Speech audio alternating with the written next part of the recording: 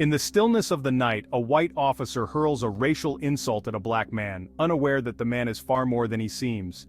What begins as a routine traffic stop escalates into an extraordinary twist of fate. Monkey! When Officer Collins calls him a monkey and tries to humiliate him, Marcus reveals his true identity, a revelation that will forever alter the balance of power.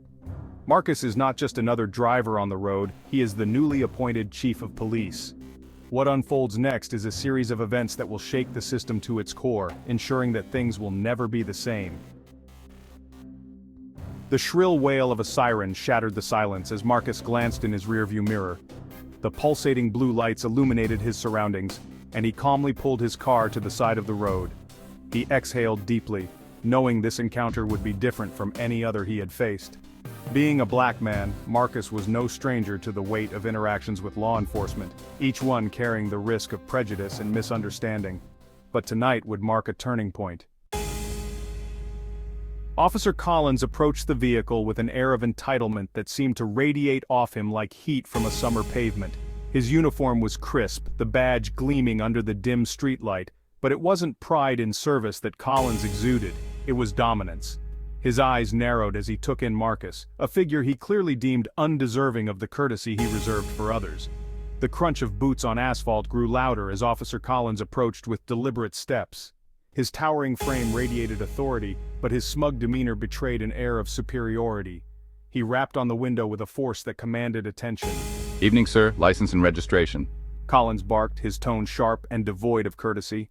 Marcus, on the other hand, remained composed, offering his license and registration with deliberate precision. His movements were unhurried, his expression inscrutable.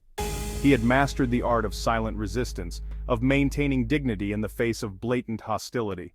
As Collins scrutinized the documents, Marcus observed the subtle shift in the officer's stance, the way his fingers lingered on the papers as if searching for an excuse to escalate the interaction. Attempting to ease the tension, Marcus ventured, "Is everything okay, officer?"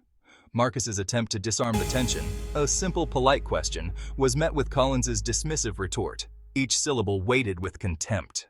Collins' disdainful tone wasn't just a refusal of small talk, it was a declaration of superiority, a warning that this interaction wouldn't follow the script Marcus had rehearsed in his mind.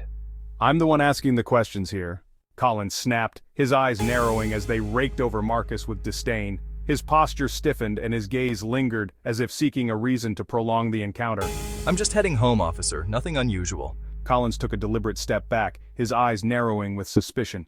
The silence between them thickened as Collins's need to assert dominance became palpable. His lips curled into a sneer as he leaned closer. What are you hiding, monkey? The word hit the air like a slap, its ugliness lingering as if it had a physical form. Monkey! The insult wasn't just an attack, it was a weapon, one Collins wielded with a venomous confidence born of years of unchallenged power. It wasn't the first time Marcus had heard the slur, far from it, but this time, the context stung differently. He wasn't a private citizen enduring the indignities of systemic racism. He was the chief of police, a man tasked with leading this very institution toward justice. Marcus's expression didn't falter, though his heart pounded. He met Collins's gaze unflinching, his silence speaking volumes. The tension between them was suffocating as Marcus finally broke the silence. His voice was calm, deliberate. "You'll find out who I am soon enough, and when you do, you'll regret this." Collins smirked, dismissing the statement as empty bravado. Sure. But Marcus's next move changed everything. Marcus reached for his ID slowly, deliberately, each movement measured to avoid further provocation.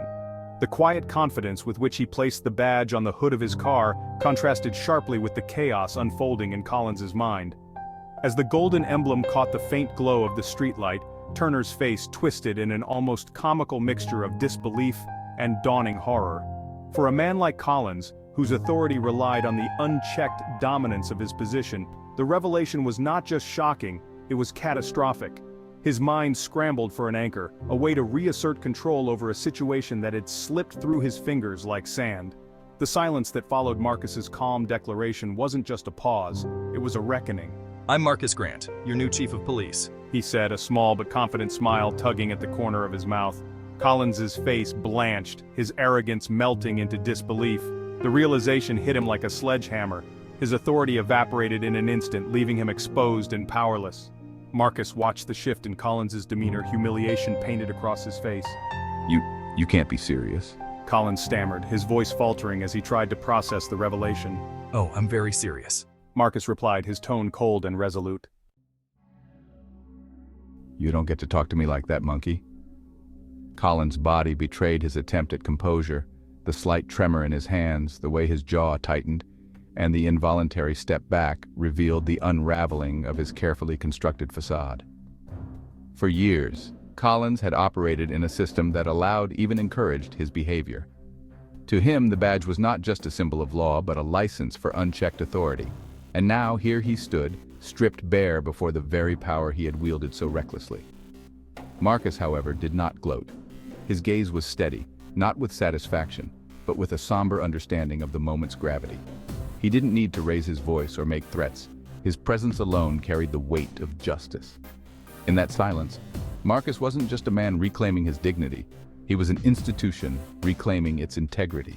Collins's desperation grew as he tried to recover. You don't get to talk to me like that, monkey. He spat, taking a step forward. Do you really think you can intimidate me?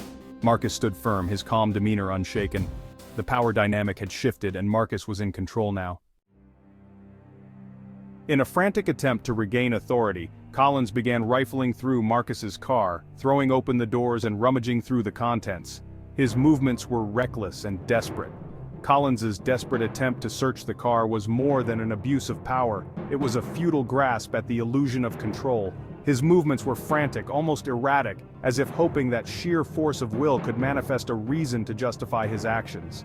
Marcus watched, his expression unreadable, though his eyes betrayed a glimmer of contempt. Collins's escalating frustration was almost pitiable, each slammed car door and rummaged compartment a testament to his unraveling.